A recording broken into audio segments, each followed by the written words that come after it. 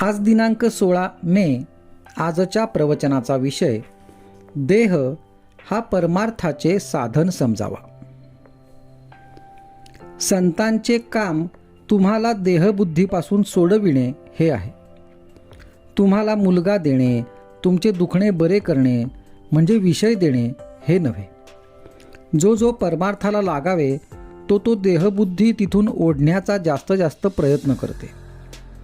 विद्येची बुद्धी ही देहबुद्धीला धरून आहे, ती मारून आपण शुद्ध केली पाहिजे. याकरिता भगवंताच्या स्मरणासारखा दुसरा उपाय नाही. कुत्रा हा आपल्याला रात्रीच्या पहाऱ्याकरिता उपयोगी पडतो, पण तो कितीही चांगला आणि उपयोगी असला तरी आपण त्याला पानात जेवायला घेऊन बसत नाही. त्याप्रमाणे देहाचेही आहे. आतल्या खोबऱ्याच्या रक्षणाकरिता ज्याप्रमाणे करवंटी, त्याप्रमाणे देहाला परमार्थाकरिता साधन मानावे. पण मनुष्य हा देहच मी आहे असे मानून व्यवहार करतो.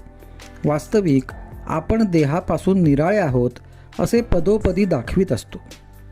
माझा हात, माझा पाय, माझा डोळा, माझे मन, फार काय माझा जीव असेही म्हणतो.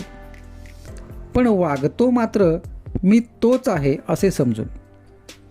देहाशी संबंध जास्त येईल असे आपण भगवंताजवळ मागतो, असे न करावे.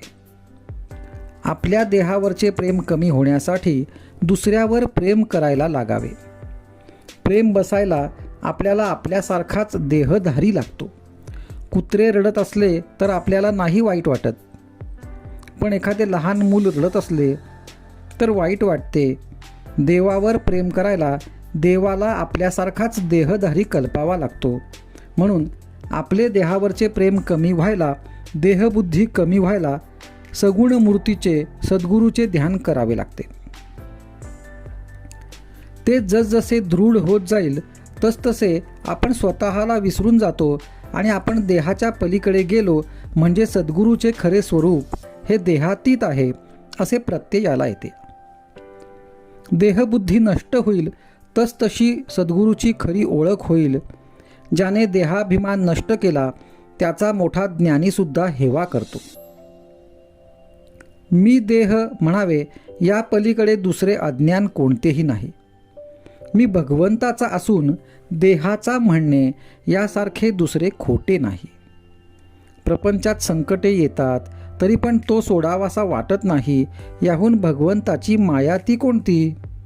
अतिसहवासामुळे देहाचे ममत्व सुटत नाही. परमात्म्याचा सहवास, उदाहरणार्थ देवाला जाण्याचा वा जप करण्याचा नेम केला म्हणजे देहाचे ममत्व थोडे थोडे कमी होते. देहाच्या सहवासाने आपण देहाचे होतो, नामाच्या सहवासाने आपण परमात्म्याचे होऊ. आजचा सुविचार. भगवंताच्या स्मरणामध्ये देहबुद्धीचे मरण आहे.